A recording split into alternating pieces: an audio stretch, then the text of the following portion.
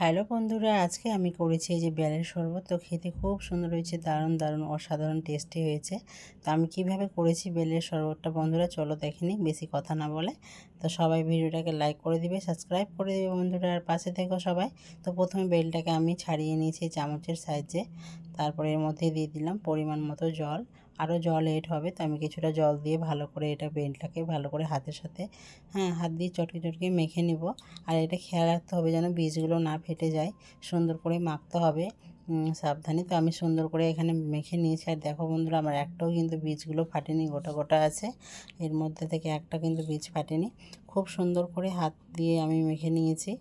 আর বেলের শরবত খাওয়াটা সত্যি খুব ভালো শরীরের পক্ষে, আর পেটের জন্যও ভালো। তো সবাই বেলের শরবত খেতে পারো এই গরমে ঠান্ডা জল দিয়ে। তো আমি এখানে এই যে সুন্দর করে মাখা হয়েছে, আর এর মধ্যে আরও কিছু জল এড করে দেব। আর এইভাবে করে মেখে নেবে, দেখে তোমরা বুঝতে পারছো বন্ধুরা কত সুন্দর করে মাখা হয়েছে। আর আমার বেলের শরবত খেতে খুব ভালো লাগে। আগে আমি ভাবতাম কীভাবে বেলের শরবত করে খাওয়া যায়, তো সত্যি আমি এবার শিখে গেছি বেলের শরবত করতে, আর তোমাদেরকেও শিখিয়ে দিলাম কীভাবে করে খাবে তোমরা। আর এখানে আমি ছাঁকনার সাহায্যে ছেঁকে নিয়েছি সুন্দর করে, খুব ভালো করে ছেঁকে নিয়েছি। চামচ দিয়ে দেখিয়ে দিচ্ছি তোমাদের, দেখে নাও। এই যে দেখো, এর মধ্যে কিন্তু কিছুই না, শুধু বেলের শরবতটাই মানে বেলটাই আছে।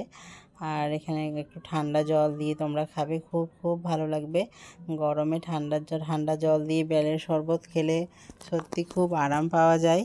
আর আমার তো এগুলো বেল তো বাড়িরই, একবারে ধরে নাও বাবাদের জমিতে বেলের গাছ আছে, তো ওখান থেকে আমাদের বেলটা আসে, বাবা দিয়ে গেছে আর কি, বাড়িরই বেল, এগুলো কিনে নিতে হয় না।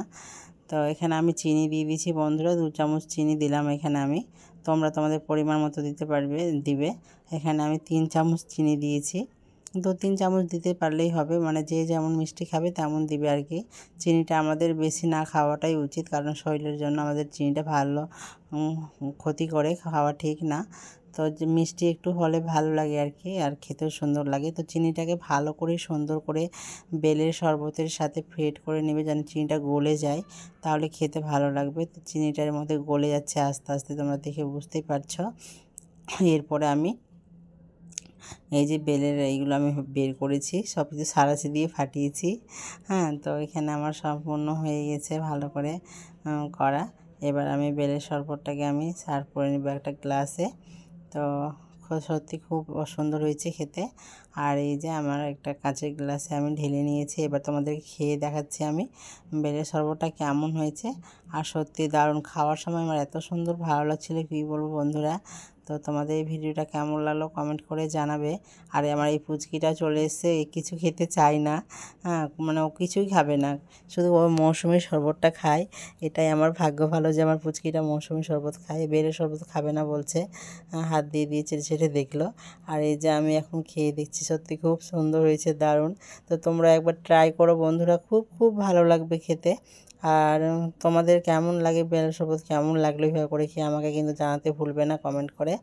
সবাই পাশে থেকো বন্ধুরা, সবাই লাইক করো, সাবস্ক্রাইব করো, আর ভালোবাসা দিয়ে পাশে থেকো। টাটা, আবার দেখা হবে অন্য কোনো ব্লগে, অন্য কোনো ভিডিওতে। টাটা, সবাই ভালো।